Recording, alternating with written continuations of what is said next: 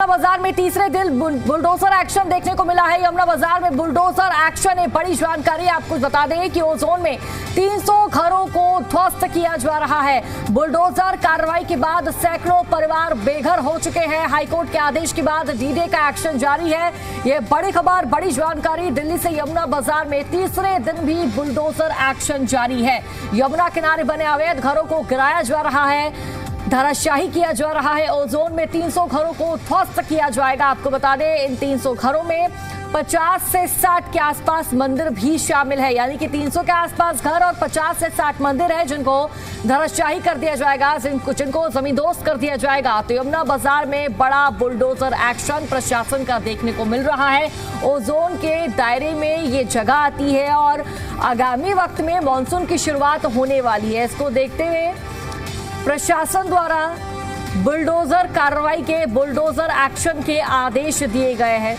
लोगों को वहां से हटा दिया गया है, उनको अपने मकान खाली करने के लिए कहा गया था। और देखिए, बुधवार तक अल्टीमेटम का आखिरी दिन था और जिसके बाद वीरवार से प्रशासन की जो कार्रवाई थी वो देखने को मिली है और आज लगातार इस कार्रवाई का तीसरा दिन है। इस कार्रवाई के दौरान लगभग 300 से ज्यादा घरों को तोड़ा जाएगा। 50 के आसपास मंदिरों को भी गिराया जाएगा। ये बड़ी खबर आप तक साझा कर दे तो यमुना बाजार में बुलडोजर एक्शन लगातार जारी है। हाईकोर्ट के आदेश के बाद डीडीए का एक्शन जारी। ये बड़ी जानकारी। यमुना बाजार में तीसरे दिन भी प्रशासन का बुलडोजर गरज रहा है। यमुना किनारे बने अवैध घरों को गिराया जा रहा है। ओजोन में 300 घरों को ध्वस्त किया जाएगा। बुलडोजर कार्रवाई के बाद सैकड़ों परिवार बेघर हो चुके हैं। हाईकोर्ट के आदेश के बाद डीडीए का बड़ा एक्शन देखने को मिल रहा है। तो यमुना बाजार में तीसरे दिन भी बुलडोजर गरजा है। ये बड़ी खबर आप तक साझा कर दे। ये बड़ी जानकारी सामने आ रही है। पहले ही यहाँ पर जो लोग रह रहे थे उनको अल्टीमेटम दिया गया था कि आप अपना ठिकाना बंदोबस्त कहीं और करें। और देखिए, कई लोग ऐसे हैं जो कि गीता कॉलोनी शिफ्ट हो चुके हैं। कई जगहें ऐसी हैं जहाँ पर ये लोग जा चुके हैं। लेकिन जब ये लोग यहाँ से जा रहे थे, इनके जो आंसू है वो बयां कर रहे थे कि भाई अपने आशियाने को छोड़ना इन लोगों के लिए कितना मुश्किल था। जरा जानकारी साझा करेंगे। संवाददाता संजय हमारे साथ लाइव जुड़ चुके हैं। संजय, क्या जानकारी है? बुलडोजर एक्शन का आज तीसरा दिन है यमुना बाजार पर। क्या फिलहाल तस्वीरें वहां देखने को मिल रही है संजय? बिल्कुल, देखिए, आज तीसरा दिन है और बुलडोजर की कार्रवाई आज भी जारी है। 2 से लेकर 32 घाट हैं यहाँ पर और पूरी तरह से इन घाटों को तोड़ा जा रहा है। सबसे बड़ी बात यहाँ पे थी कि पहले ही इनको अल्टीमेटम दिया गया था, कई बार चेतावनी दी गई थी कि भाई घर खाली कर दीजिए, क्योंकि इसके बाद ये हाईकोर्ट गए। हाईकोर्ट से याचिका खारिज होने के बाद आखिरकार वीरवार को बुलडोजर चला। उनके लिए रहने की व्यवस्था दिल्ली सरकार ने अल्पकालिक व्यवस्था की थी। उन्होंने कहा था कि अलग अलग जगहों पर आप जा सकते हैं जिनके पास मकान है, क्योंकि बहुत सारे जो किराएदार यहाँ पर रहते थे। लेकिन सबसे ज़्यादा जो दिक्कत आती है उन लोगों को दिक्कत आ रही है जो यहाँ पर जो निगम बोध घाट बिल्कुल पास में ही है और वो जो यहाँ पर आके पूजा अर्चना करते थे, उन पंडितों का कहना है कि हमें पूजा पाठ करने की अनुमति दी जाए। तो इसको लेकर भी है। आप देख सकते हैं कि मेरे पीछे में यहाँ पर बड़ी संख्या में पुलिस फोर्स भी तैनात है और सबसे बड़ी बात है यहाँ पे किसी को आने जाने नहीं दिया जा रहा। आप देख सकते हैं कि वहाँ पर बाकायदा बैरिकेड लगाए हुए हैं। उसके साथ साथ उन्होंने जो सीढ़ियाँ हैं, सीढ़ियों पे डंडा रोड लगा रखी है ताकि कोई ऊपर ना जाए। और उधर पीछे की तरफ जो है वो बुलडोजर की कार्रवाई लगातार जारी है। तो इसको लेकर हालांकि लोगों में काफ़ी रोष था, आक्रोश था, लेकिन सबसे बड़ी बात है कि हाईकोर्ट में जब याचिका खारिज हुई तो उसके बाद प्रशासन ने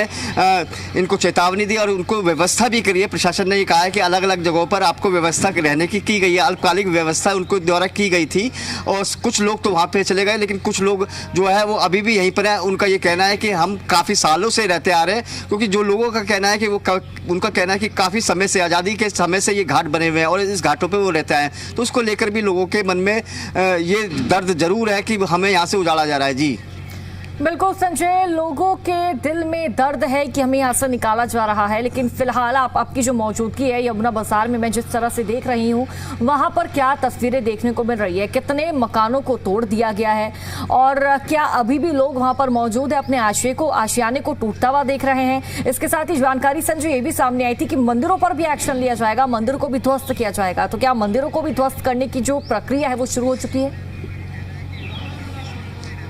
देखिए अभी फिलहाल मंदिरों की ध्वस्त करने की प्रक्रिया शुरू नहीं की है, मंदिरों को छोड़ा जा रहा है, लेकिन जो आसपास का स्ट्रक्चर है, जो अवैध निर्माण थे, उनको जरूर तोड़ा जा रहा है। अब जहाँ पर है बिल्कुल पुलिस का पहरा सख्त है, किसी को भी अंदर नहीं जाने दिया जा रहा, मीडिया को भी परमिशन के बाद ही अलाउड किया जा रहा है। और सबसे बड़ी बात है कि यहाँ पर जो लोग हैं करीब 300 परिवार जो लोग रहते थे यहाँ पर, तो वो अब इधर उधर जाने के लिए, कुछ लोग जरूर यहाँ पर मौजूद हैं, लेकिन वो कुछ भी बोलने के लिए तैयार नहीं, क्योंकि सरकार की तरफ से सख्त आदेश है कि किसी को भी अंदर ना जाने दिया जाए। हालांकि कुछ लोग जो है, क्योंकि गौशाला भी अंदर थी, तो कुछ गाय वहाँ पर जरूर फंसी हुई है, वहाँ देखने को मिल रही है कि कुछ गाय वगैरह वहाँ पर है, उनको निकालने की कोशिश की जा रही है। लेकिन बुलडोजर की कार्रवाई है वो लगातार तीसरे दिन भी जारी है और 2 से लेकर 32 घाटों पर पूरी तरह से बुलडोजर चलेगा। आने वाले समय में हो सकता है कि जो छोटे मंदिर हैं उनको भी ध्वस्त किया जाए। जी बिल्कुल, आने वाले दिनों में ऐसी तस्वीरें भी देखने को मिल सकती है। लेकिन संजय, फिलहाल क्या जानकारी है? अस्थायी व्यवस्था तो लोगों के लिए की जा रही है, क्या कोई स्थायी व्यवस्था, रहने का कोई पक्का इंतजाम, बंदोबस्त? देखिए स्थायी व्यवस्था की बात सरकार ने नहीं की है, उनको जो अल्पकालिक व्यवस्था है उसके लिए उनको व्यवस्था कर दी गई है, उनको जगह दी गई है, चाहे गीता कॉलोनी हो, अन्य जगह पर हो, 5-6 जगह उनको चिन्हित की गई थी उनके रहने की व्यवस्था, ताकि कुछ समय तक वो वहाँ पर रह सके।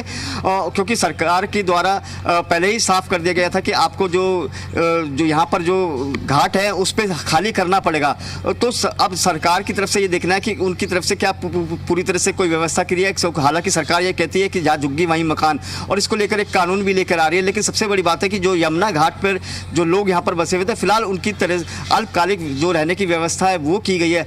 अब ये देखना होगा कि सरकार की तरफ से अगला कदम क्या होता है, क्योंकि लोग यहाँ पर आस्था का जो थे, यहाँ पर आते थे निगम बोध घाट में, दाह संस्कार करने के बाद अंतिम जो क्रिया होती है, उसके जो पूजा पाठ होता है, वो यहाँ पर यमुना किनारे करते थे। तो ऐसे में उन जो पंडित लोग थे उनकी रोजी रोटी का क्या हुआ, क्योंकि उनका ये कहना है कि हम यहाँ पर हमेशा कई सालों से पीढ़ी दर पीढ़ी यहाँ पर लगातार इस तरह के काम करते आ रहे हैं, लेकिन अब हमें हटाया जा रहा है। तो उनकी व्यवस्था क्या सरकार आने वाले समय में करेगी, ये एक बड़ी बात होगी। जी बिल्कुल संजय, आपने बिल्कुल सही कहा। आपने रोजगार का यहाँ पर जिक्र किया कि भाई जो लोग पंडित पुजारी थे वो लोग यहाँ पर पूजा पाठ किया करते थे, और इसके साथ ही कई लोग ऐसे भी थे जो कि नाव चलाने का काम भी किया करते थे, बाल काटने का भी काम किया करते थे। देखिए ये अलग अलग जगह तो जा रहे हैं, शिफ्ट हो रहे हैं। क्या जहां पर ये लोग जा रहे हैं, जिस भी स्थान पर अभी लोग स्टे करेंगे, क्या इन लोगों के लिए वहां पर काम मिलना, काम ढूंढना मुश्किल होगा? एक चुनौती भरा अध्याय के रूप में लोगों के लिए हम इसे देख सकते हैं संजय?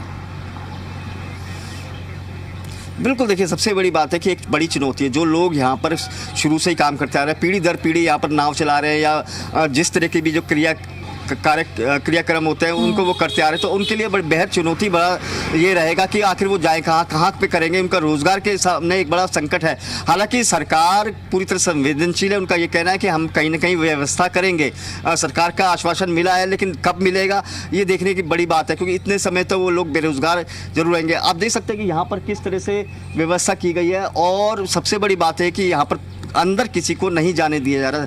यहाँ पर कोई जो लोग आते हैं उनको बिल्कुल बाहर ही रोक दिया जाता है। पुलिस की व्यवस्था है, अर्धसैनिक बलों की व्यवस्था यहाँ पर की गई है। और सबसे बड़ी बात यह है कि क्योंकि कार्रवाई अभी लगातार कई दिन जारी रहेगी, क्योंकि घाट बहुत लंबे चौड़े हैं यहाँ पर, और उनको तोड़ने में और फिर यहाँ से जो मलबा है उसको हटाने में उनको काफ़ी समय लगेगा। जी बिल्कुल, मलबा हटाने में संजय काफी वक्त लगेगा। और अब जो ये लगभग, क्योंकि 1 2 4 5 घर नहीं है, कम से कम 300 से ज्यादा घर है, कई मंदिर भी हैं, कई जगह हैं, कई दुकानें, उन सबको तोड़ा जाएगा।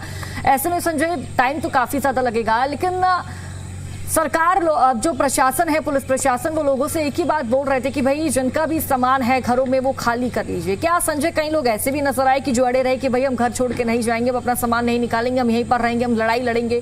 क्या ऐसे भी कोई लोग नजर आए?